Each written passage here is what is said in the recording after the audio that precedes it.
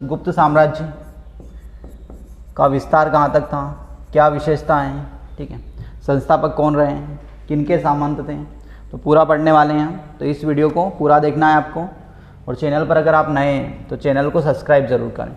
अब देखिए, गुप्त साम्राज्य, जो गुप्त राजा हुए पहले सामंत थे। क्या थे? सामंत का मतलब होता है किसी के अधीन होना, ठीक है। क्या थे? सामंत थे। और सामंत किनके थे? तो ऐसा बताया जाता है कि कुषाण राजाओं के सामंत हुआ करते थे। किनके सामंत थे? कुषाण के। ठीक, तो कुषाण वंश कल पढ़ा चुका हूँ मैं। तो सामंत कुषाण राजाओं के थे, गुप्त राजा। अब देखिए, गुप्त सामंत हुआ करते थे। अब गुप्त वंश का जो पहला राजा हुआ है वो कौन है? तो श्रीगुप्त है। कौन है? श्रीगुप्त। नोट भी करते जाएं आप, कौन था पहला? श्रीगुप्त। अब जो श्रीगुप्त था, इसका शासन कब से कब तक था? तो इसका शासन काल था 240 ईस्वी से, अब ईस्वी में आ गए हैं ना, 240 से 280 ईस्वी तक इसका शासन रहा, ठीक है। इतने समय तक इसने शासन किया, पर ये स्वतंत्र राजा नहीं था, ये कुषाणों के अधीन रहा है। फिर इसके बाद अगला जो राजा आता है वो आता है इसका पुत्र घटोत्कच। कौन बनेगा अगला राजा? घटोत्कच, ठीक है। घटोत्कच इसका पुत्र अगला राजा बना। इसका शासन कब तक रहेगा? तो इसका शासन रहता है 280 ईस्वी से 319 ईस्वी तक इसने शासन किया, ठीक है। कहीं पर 19 मिलता है, कहीं पर 320 मिलता है, तो ये ध्यान रखें आप, ठीक। 319-20 तक इसने शासन किया। किसने शासन किया? घटोत्कच ने। अब देखिए, घटोत्कच भी क्या था? सामंत था। इसके बाद इस वंश का पहला सबसे प्रतापी राजा आता है। पहला प्रतापी राजा कौन हुआ? चंद्रगुप्त प्रथम। कौन है पहला राजा? गुप्त वंश का पहला सबसे प्रतापी राजा चंद्रगुप्त प्रथम। अब चंद्रगुप्त प्रथम का राज्य अभिषेक होता है 319 ईस्वी में, ठीक है। अब चंद्रगुप्त प्रथम का राज्य अभिषेक हुआ 319 ईस्वी में। जो चंद्रगुप्त प्रथम है, इसका शासन रहता है 335 ईस्वी तक, ठीक। कब तक शासन करेगा ये? 335 ईस्वी तक ये शासन करता है।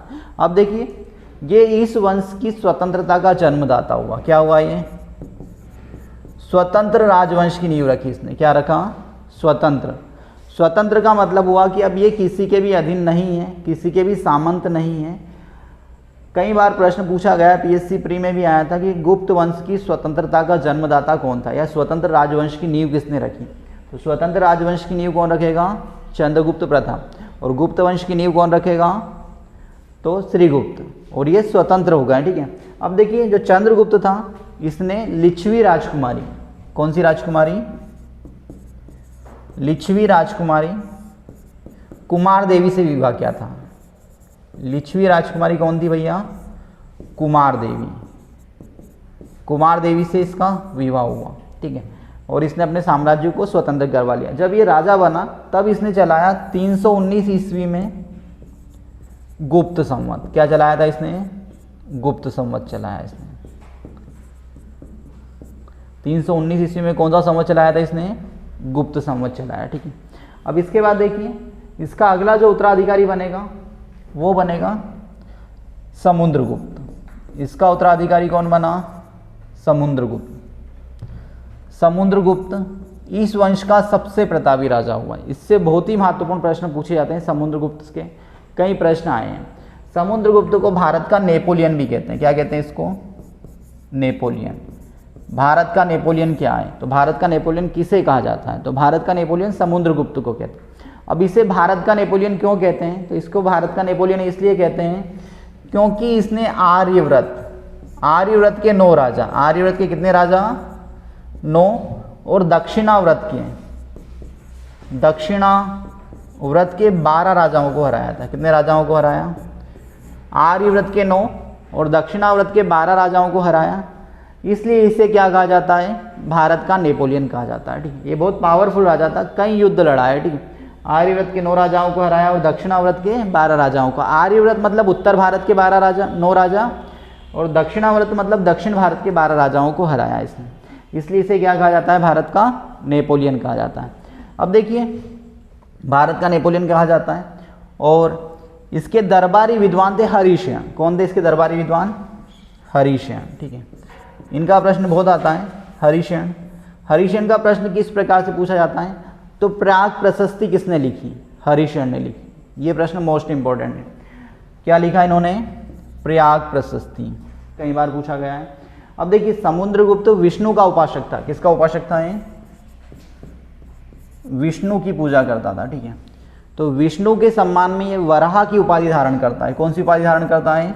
वराह की, विक्रमंकी, विक्रमंकी, वराह की, विक्रमंकी, ये उपाधि धारण की। किसने धारण की?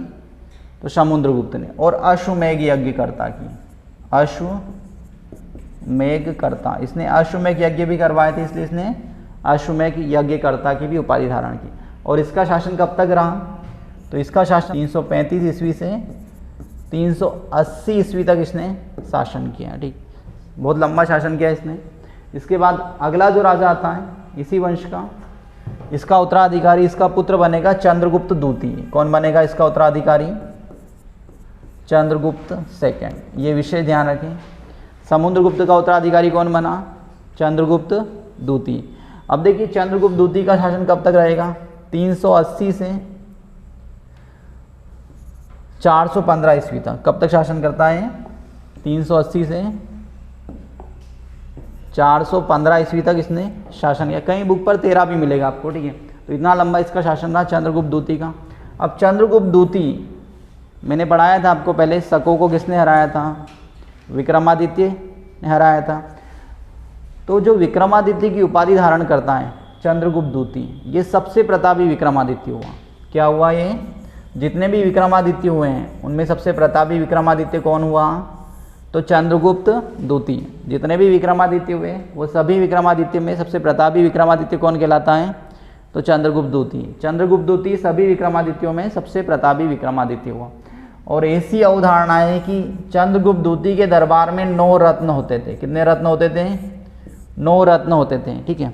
चंद्रगुप्त के दरबार में कितने रत्न थे? तो 9 रत्न थे, ऐसा माना जाता है, ठीक है। इसके बाद देखिए चंद्रगुप्त द्वितीय के दरबार में पहला चीनी यात्री फाहियान आया था। कौन आया था? फाहियान। ये मोस्ट इंपॉर्टेंट प्रश्न है, कई बार पूछा गया कि फाहियान किसके दरबार में आया था? तो फाहियान चंद्रगुप्त द्वितीय के दरबार में आया था। और फाहियान कौन था? तो ये चीनी यात्री था। कौन था ये? चीनी यात्री, जो चीन से यात्रा करते हुए भारत आया था। कहाँ से आया था ये? चीन से आया था, भारत आया। देखिए चंद्रगुप्त सेकंड का शासनकाल 380 से 445 ईस्वी तक शासन किया। विक्रमादित्य की उपाधि धारण की। जितने भी विक्रमादित्य हुए उसमें सबसे प्रतापी विक्रमादित्य हुआ चंद्रगुप्त द्वितीय। और इसके दरबार में 9 रत्न थे, ठीक है, ऐसी अवधारणा है। और फाहियान इसके दरबार में आया जो चीनी यात्री था। अब देखिए इसके बाद इसका उत्तराधिकारी बनता है कुमारगुप्त। कौन बनेगा इसका उत्तराधिकारी? कुमारगुप्त। कुमारगुप्त का शासनकाल रहता है 415 ईस्वी से लगाकर 454 ईस्वी तक, 415 से 454 ईस्वी तक शासन रहेगा इसका। 454 ईस्वी तक इसने शासन किया कुमारगुप्त। 500 हो गया क्या? 454, ठीक है, तक इसने शासन किया कुमारगुप्त ने। अब कुमारगुप्त नालंदा विश्वविद्यालय का निर्माण करवाएगा। कल इसको तोड़वाया था हमने, आज बता देंगे किसने बनाया था इसको। तो कुमारगुप्त ने कौन सा विश्वविद्यालय बनवाया? नालंदा विश्वविद्यालय। नालंदा विश्वविद्यालय कहाँ पर है? तो बिहार में। नालंदा विश्वविद्यालय किसने बनाया? कुमारगुप्त ने। इसको ऐसे याद रख सकते हैं, कुमार राजा के बेटे को क्या कहा जाता है? कुमार। तो कुमार कहाँ पढ़ेगा? विश्वविद्यालय में। तो कुमारगुप्त ने कौन सा विश्वविद्यालय बनाया? नालंदा विश्वविद्यालय। अब नालंदा विश्वविद्यालय को नष्ट करता है कुतुबुद्दीन ऐबक का सेनापति बख्तियार खिलजी। ये भी नोट कर लें ब्रैकेट में, बख्तियार खिलजी। किसने नष्ट किया था इसको? बख्तियार खिलजी ने। कुतुबुद्दीन ऐबक का सेनापति था बख्तियार खिलजी, उसने इसे 12वीं शताब्दी में नष्ट कर दिया था नालंदा विश्वविद्यालय को। अब नालंदा विश्वविद्यालय को नष्ट किया तो उसका पुस्तकालय इतना बड़ा था कि उसके पुस्तकालय में आग लगाई तो 6 माह तक आग लगातार लगती रही। इतना बड़ा उसकी लाइब्रेरी थी उस टाइम पर। और जो नालंदा विश्वविद्यालय था इसमें उस समय 1000 प्रोफेसर थे। कितने प्रोफेसर थे?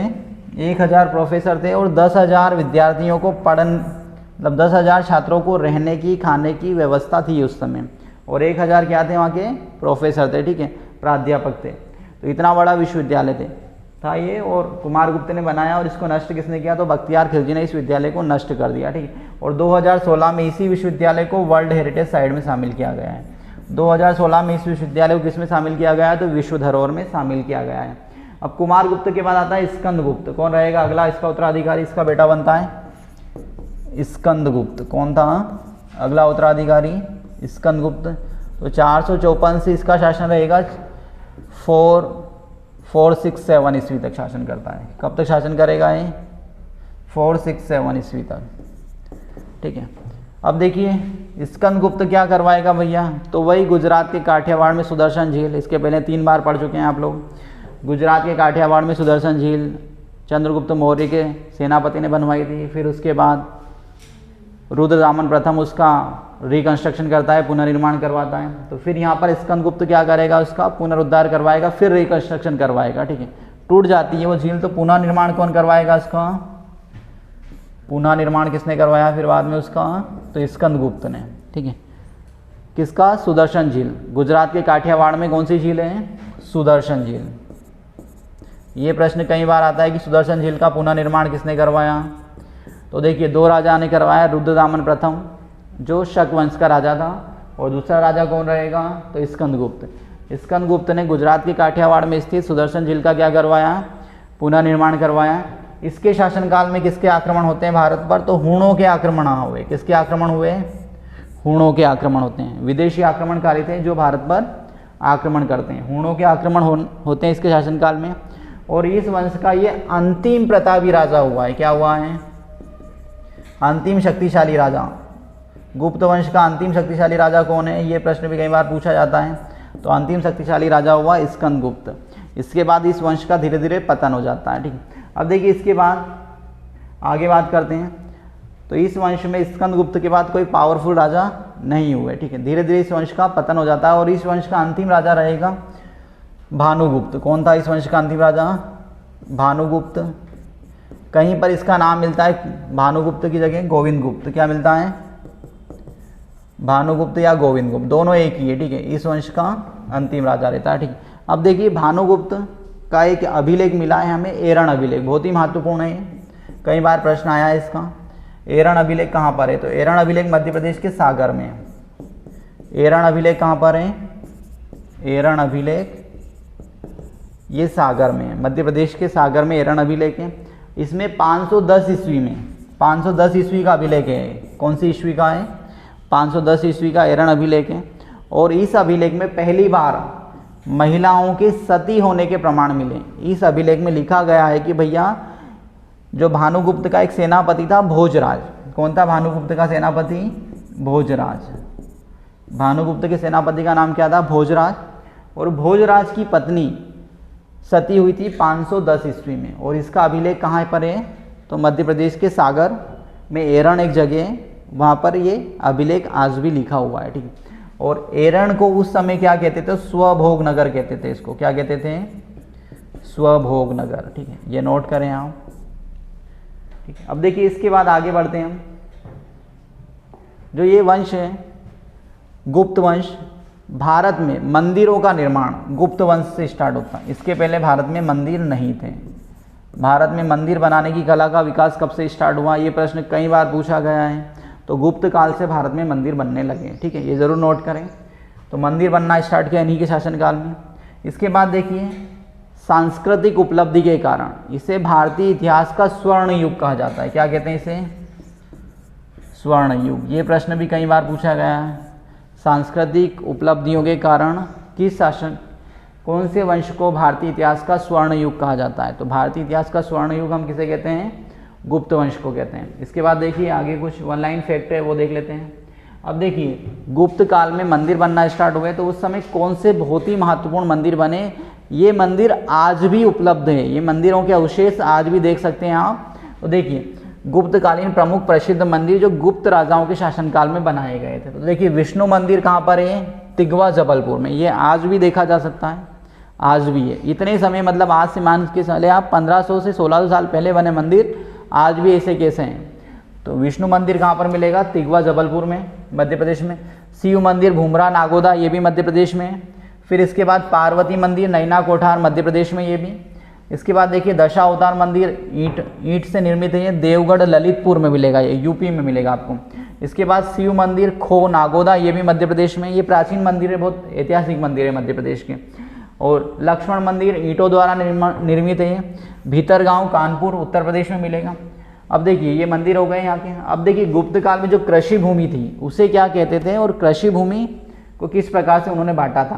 तो देखिए कृषि भूमि को कई भागों में बांटा गया है। क्षेत्र मतलब कृषि भूमि का एक प्रकार था क्षेत्र।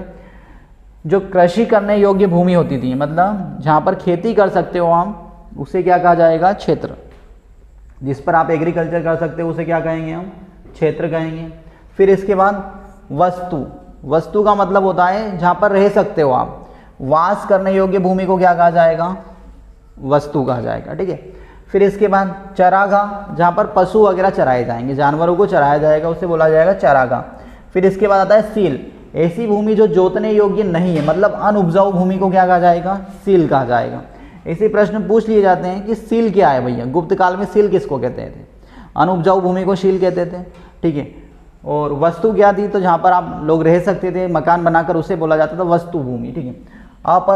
अपरहत, ऐसी जंगल भूमि, जंगली मतलब जहाँ पर जंगल ही जंगल हो, इसी भूमि को क्या कहते थे, अपरहत। अब देखिए सिंचाई के लिए यहाँ पर 2 यंत्रों का यूज़ होता था, मतलब रहट या घंटी यंत्र, ठीक है। या तो उसे रहट के नाम से पूछा जाता है या घंटी यंत्र। घंटी यंत्र क्या था, तो सिंचाई के लिए जिसका हम उपयोग करते थे। इसके बाद देखिए गुप्त राजाओं ने स्वर्ण मुद्राएं जारी की। क्या करा गुप्त राजाओं ने, स्वर्ण, सर्वाधिक। यहाँ पर ये बात ध्यान रखना आप, अगर पूछा जाए कि सबसे ज़्यादा सोने की मुद्राएं किसने जारी की, तो गुप्त राजाओं ने। और भारत में पहली बार सोने की मुद्राएं किसने जारी की, तो हिंद यूनानी ने। दोनों अलग अलग क्वेश्चन है, ठीक है। पहली बार सोने के मुद्रा मतलब करेंसी किसने इशू की थी, तो वो थी हिंदू यूनानी। और सबसे ज़्यादा किसने सोने की मुद्रा जारी की, तो गुप्त राजाओं ने। अब देखो इनकी स्वर्ण मुद्राओं को अभिलेखों में क्या कहा गया है, दिनार। ये प्रश्न भी पूछा गया था कि दिनार किसे कहा गया है गुप्त काल में, तो सोने के जो सिक्के चलते थे उन्हें दिनार कहा जाता था। फिर इसके बाद देखिए गुजरात के बाद गुप्त राजाओं ने बड़ी संख्या में बादी के सिक्के केवल स्थानीय लेन देन के लिए चलते थे, ठीक है। ये बादी नहीं है, ये तांबा है, ठीक है। तांबे के सिक्के स्थानीय लेन देन के लिए चलते थे, ठीक। इसके बाद देखिए पहली बार किसी सती होने का प्रथा, ये तो बता ही दिया मैंने आपको 510 ईस्वी में भानुगुप्त के एरण अभिलेख से भोजराज की पत्नी के सती होने के प्रमाण मिले हैं, एक सेनापति था। गुप्त राजा कौन से धर्म के अनुयायी थे, वैष्णव धर्म। अब देखिए गुप्त राजाओं का राजकीय धर्म क्या था, वैष्णव धर्म। और इनका प्रतीक चिन्ह क्या था, तो गरुड़, ठीक है। क्या था प्रतीक चिन्ह, गरुड़। गरुड़ किसका वाहन होता है, तो विष्णु का, क्योंकि इनका जो राजकीय धर्म था उन्हीं का प्रतीक चिन्ह बनाया इन्होंने, गरुड़ को। इसके बाद देखिए आगे बढ़ते हैं।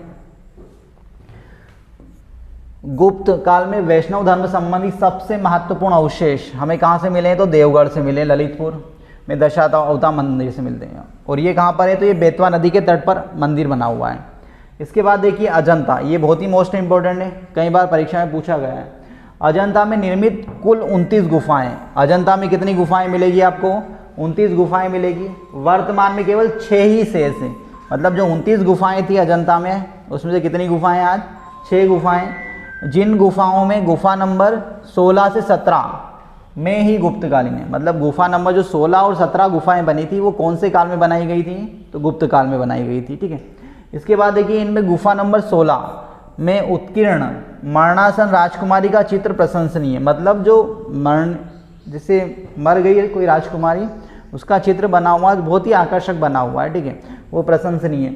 गुफा नंबर 17 को चित्रशाला कहा गया है। ये प्रश्न आता है कि किस गुफा को चित्रशाला कहा गया है। गुफा नंबर 17 को चित्रशाला कहा गया है, ऐसा इसलिए कहा गया है क्योंकि इसमें बुद्ध के जन्म, जीवन, महापरिनिर्वाण और महानिष्क्रमण, मतलब पूरे उनके जीवन की घटनाओं का वर्णन उस गुफा के अंदर मिल जाएगा आपको, ठीक, गुफा नंबर 17 में। इसके बाद देखिए अजंता की गुफाएं बौद्ध धर्म की कौन सी शाखा से संबंधित हैं, तो महायान शाखा। बौद्ध धर्म 2 भागों में बटा हुआ, हीनयान, महायान। तो अजंता की गुफाओं का संबंध बौद्ध धर्म की महायान शाखाओं से संबंधित है। इसके बाद देखिए गुप्त काल में निर्मित अन्य गुफाओं में कौन सी गुफा है, तो बाघ की गुफा। बाघ की गुफा कहाँ पर है, तो मध्य प्रदेश के धार जिले में। तो गुप्त काल में निर्मित गुफाओं में कौन सी गुफा है, बाघ की गुफा, जो कहाँ पर है, धार में, ठीक है। और ये विंध्य पर्वत को काट कर बनाई गई है। इसके बाद देखिए आगे आर्यभट्ट का प्रश्न बहुत बार आता है। आर्यभट्ट ने कौन सी पुस्तकें लिखी हैं, आर्यभट्टम और सूर्य सिद्धांत नामक इन्होंने पुस्तकें लिखी। इसमें इन पुस्तकों में सबसे पहले बताया गया कि पृथ्वी सूर्य के चारों ओर परिक्रमा लगाती है। ठीक है, सबसे पहले किसने बताया? ये आर्यभट्ट ने। आर्यभट्ट 5वीं शताब्दी में हुए ऐसा माना जाता है, या कई विचारक बोलते हैं कि चंद्रगुप्त द्वितीय के दरबार में थे। ठीक है, पर इसका कोई ऑथेंटिक हमें आंकड़ा नहीं मिलता, पर ऐसा माना जाता है गुप्त समय महत्वपूर्ण विद्वान हुए हैं। ठीक है, गुप्त राजाओं के समय। तो अब देखिए जो आर्यभट्ट थे इन्होंने सबसे पहले क्या बताया कि पृथ्वी सूर्य के चारों ओर परिक्रमा लगाती है, जबकि यूरोपियों ने बहुत बाद में बताया है। ठीक है, इसके बाद देखिए आर्यभट्ट पहले नक्षत्र वैज्ञानिक थे जिन्होंने घोषणा की कि पृथ्वी अपनी एक्सिस पर भी घूमती है, पृथ्वी अपने अक्ष पर भी घूमती है। इन्होंने ही बताया, ठीक है, कि पृथ्वी सूर्य के चारों ओर तो परिक्रमा लगाती है पर अपने अक्ष पर भी रोटेट होती है, एक्सिस पर भी मूव हो रही है। इसके बाद देखिए वरामिर ने व्रत संहिता, पंच संहिता, व्रत जज्जक और लघु जातक की रचनाएं की। व्रत संहिता में नक्षत्र विद्वान, वनस्पति शास्त्र, प्रकृति इतिहास और भौतिक भूगोल के विषयों पर चर्चा की। ये वरामिर कहाँ के हैं? तो वरामिर कायथा उज्जैन के हैं। ठीक है, इन्होंने कई ग्रंथ लिखे हैं, देख सकते हैं आप। इसके बाद ब्रह्मगुप्त हाँ, और देखिए ब्रह्मगुप्त इस युग के महान नक्षत्र वैज्ञानिक थे। उसने यहाँ घोषणा करके न्यूटन के सिद्धांतों की पूर्व कल्पना कर दी थी। ठीक है, उस समय उन्होंने न्यूटन के सिद्धांत है वो कल्पना कर दी। न्यूटन तो 16वीं शताब्दी में आता है, 1605 में वो पुस्तक लिखता है प्रिंसिपिया, उसमें न्यूटन की थ्योरी आती है, गुरुत्वाकर्षण के नियम वगैरह देता है। तो प्रकृति के एक नियम के अनुसार सभी वस्तुएं पृथ्वी पर गिरती है, क्योंकि पृथ्वी का स्वभाव से ही सभी वस्तुएं अपनी ओर आकर्षित करती है। तो जो ग्रेविटी का रूल है प्रिंसिपिया में मिलता है, ये इन्होंने पहले ही बता दिया था। ठीक है, वो थ्योरी वगैरह सिद्ध मतलब नाम वगैरह नामकरण नहीं हुआ था, नामकरण बाद में होता है। ठीक है, इसके बाद देखिए शून्य की खोज किसने की? तो शून्य की खोज की आर्यभट्ट ने। ठीक है, और शून्य का पहली बार उपयोग कौन करेगा? तो शून्य का पहली बार उपयोग करता है ब्रह्मगुप्त। ये जरूर नोट करें आप। शून्य की खोज किसने की? तो आर्यभट्ट ने। और शून्य का पहली बार उपयोग किसने किया? तो ब्रह्मगुप्त ने। अब देखिए शून्य, जीरो,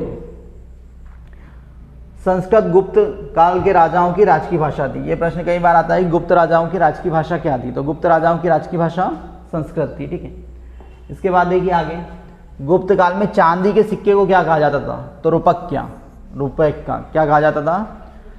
इसके बाद देखिए आगे, गुप्तकालीन लौकिक साहित्य का सृजन के लिए स्मरणीय गुप्त काल में कई ग्रंथ लिखे गए, कई साहित्य लिखे गए। भास के 13 नाटक हैं। ठीक है, भास ने क्या लिखा था? 13 नाटक लिखे थे। और ये शूद्रक का नाटक बहुत आता है, मृच्छकटिकम। मृच्छकटिकम किसने लिखा? तो शूद्रक ने लिखा है। या माटी की खिलौना गाड़ी, जिसमें एक निर्धन ब्राह्मण के साथ वेश्या की प्रेम का वर्णन किया गया है। प्राचीन नाटकों में सर्वोत्त उत्कृष्ट माना जाता है। कालिदास की कृति क्या है भैया? ये पुस्तक बहुत आती है, अभिज्ञान शाकुंतलम किसने लिखी है? तो कालिदास ने लिखी है। इसके पात्र भी पूछ लिए जाते हैं परीक्षा में कई बार कि इसके कौन कौन से पात्र थे। तो दुष्यंत, इसमें राजा दुष्यंत और शकुंतला दोनों की प्रेम कहानी लिखी हुई है। ठीक है, इसके बाद देखिए द्वितीय भारतीय रचना है जिसका अनुवाद यूरोपीय भाषाओं में हुआ। अभिज्ञान शाकुंतलम का दूसरी ऐसी पुस्तक है जिसका ट्रांसलेशन यूरोपीय लैंग्वेज में किया गया है, यूरोपीय भाषाओं में किया गया है भागवत गीता के बाद। मतलब पहली कौन सी पुस्तक है? भागवत गीता का ट्रांसलेशन यूरोपीय भाषाओं में हुआ। उसके बाद ये जो अभिज्ञान शाकुंतलम है इसका ट्रांसलेशन भी किसमें किया गया है? तो यूरोपीय लैंग्वेज में किया गया है। सांस्कृतिक उपलब्धियों के कारण गुप्त काल को भारतीय इतिहास का क्या कहा जाता है? स्वर्ण युग। मतलब सबसे ज़्यादा सांस्कृतिक उपलब्धि किस डायनेस्टी में मिली है? तो वो है गुप्त काल में। ठीक, इसलिए भारतीय इतिहास का क्या कहते हैं? इसे हम स्वर्णिम युग कहते हैं। अब देखिए इसके बाद जो पुराण है, पुराणों को वर्तमान स्वरूप भी गुप्त काल में मिलता है। पुराण जो लिखे ना, कितने पुराण हैं? पुराणों का स्वरूप वर्तमान जो स्वरूप है वो गुप्त काल में मिलता है। पुराणों की संख्या कितनी है? 18 पुराण है। ठीक है, ये गुप्त वंश हो गया। ठीक है, तो इस वीडियो को आप ज़्यादा से ज़्यादा शेयर करें और चैनल पर अगर आप नए हैं तो चैनल को सब्सक्राइब जरूर करें। Thank you.